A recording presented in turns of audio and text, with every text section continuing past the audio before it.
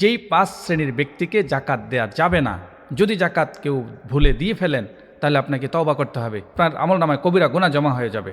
সুতরাং 5 শ্রেণীর ব্যক্তিকে কোনোভাবেই জাকাত দেয়া যাবে না, কোনোভাবে এটা জাকাত দিবেন না, এটা উচিত হবে না। হ্যাঁ, কবিরা গুনাহ হয়ে যাবে, এটা নিষেধ সম্পূর্ণ। সুতরাং এই 5 শ্রেণীর ব্যক্তিকে আমরা জাকাত দিব না। এক নম্বরে হচ্ছে যাদেরকে জাকাত দেয়া যাবে না, প্রথমত হচ্ছে নবী করিম সাল্লাল্লাহু আলাইহি সাল্লাম এর বংশধরদের মধ্যে কেউ যদি থাকেন কিংবা কেউ যদি নিতে চান তাদেরকে জাকাত দেয়া যাবে না। এই ব্যাপারে এই মর্মে হাদিস আসছে, ইন্নাস সাদাকাতা লা তামবাগি লিগাদি মুহাম্মাদিন সাল্লাল্লাহু আলাইহি সাল্লাম।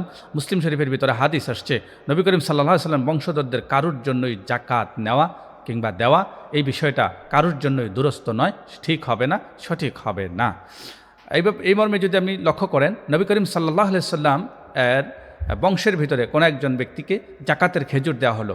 আল্লাহর হাবিব সাল্লাল্লাহু আলাইহি ওয়াসাল্লাম এই জাকাতের খেজুর যখন দিলেন, গ্রহণ করলেন এবং খেয়ে ফেললেন। নবী করিম সাল্লাল্লাহু আলাইহি ওয়াসাল্লামের নাতি জাকাতের খেজুর খেলেন। নবী করিম সাল্লাল্লাহু আলাইহি ওয়াসাল্লাম জানতে পারলেন এবং খাওয়া অবস্থায় যখন নবী জানলেন তখন সঙ্গে সঙ্গে নবী করিম সাল্লাল্লাহু আলাইহি ওয়াসাল্লাম বললেন, নাতি তুমি এই খেজুরটা ভক্ষণ করবে না, গিলবে না, এটা তুমি মাটিতে ফেলে দাও। এবং মাটিতে ফেলে দেওয়া হলো এবং তিনি খেলেন না, গিললেন না। তাহলে বোঝা গেল যে নবী কিংবা নবীর বংশের কাউকে জাকাত দেওয়া যাবে না। যদি কেউ জাকাত দেয় তাহলে কবিরা গুনাহ হতে পারে, কবিরা গুনাহ হওয়ার সম্ভাবনা অনেক বেশি।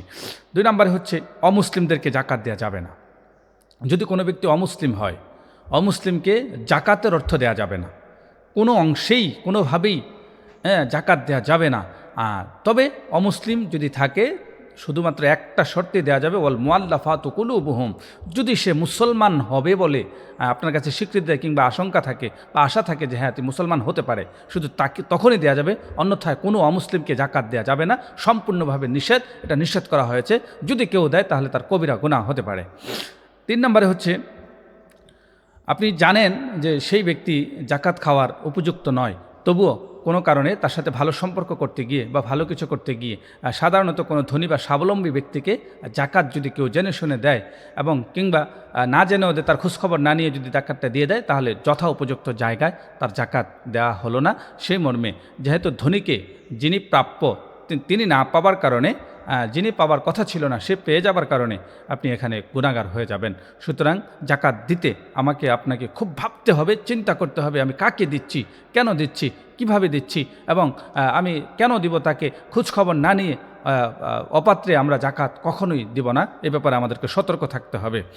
ঔরসজাত সম্পর্কের ব্যক্তিদেরকে জাকাত দেওয়া যাবে না, ঔরসজাত সম্পর্কের ব্যক্তিকে জাকাত দেয়া যাবে না, এই ব্যাপারে আমাদেরকে সতর্ক থাকতে হবে। 4 নম্বর হচ্ছে ঔরসজাত, একেবারে সম্পর্কের রক্তের একেবারে কাছে যারা, ঔরসের সাথে যারা সম্পৃক্ত তাদেরকে জাকাত দেওয়া যাবে না।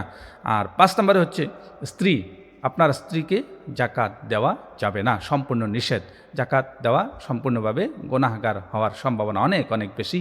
আর যদি হয়েই যায় তাহলে আপনি কবিরা গুনাহ হতে পারে। সেই জন্য আপনাকে ধৈর্য ধারণ করতে হবে এবং খুঁজে বের করে এবং গবেষণা করে তাদের থেকে জেনে শুনে তাদেরকে জাকাত আদায় করতে হবে, জাকাত দিতে হবে। আর যদি আপনি এই ভুলগুলো করে থাকেন তাহলে আপনাকে গুনাহগার হওয়ার সম্ভাবনা অনেক বেশি, আপনি গুনাহগার হবেন এবং কবিরা গুনাহ হতে পারে।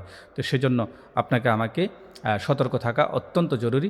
আমরা সতর্ক থাকব এবং আমরা নির্দিষ্ট জায়গায় যেখানে যা যেভাবে করা দরকার সেভাবেই করব, তবেই আল্লাহ তাআলা, কারণ যদি আমরা উল্টাপাল্টা করতে যাই তাহলে আমরা গুনাহগার হয়ে যাব।